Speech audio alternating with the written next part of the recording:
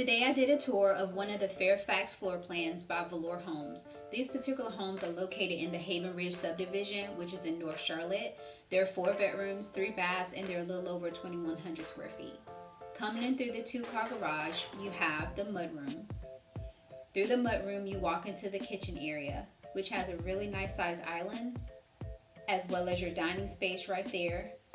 And you have your living room area, which is pretty much considered a great room. I love all the natural light that you're getting. Through the living room, you have the powder room, and you come into a really long forward area. Up the stairs to your left, you have a loft. Coming in through the loft area, you have your primary bedroom.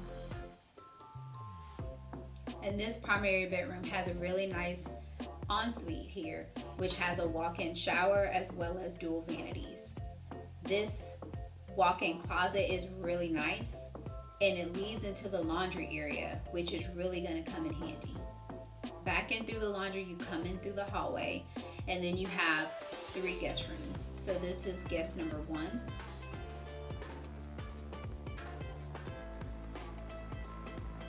There's your guest bathroom with dual vanities.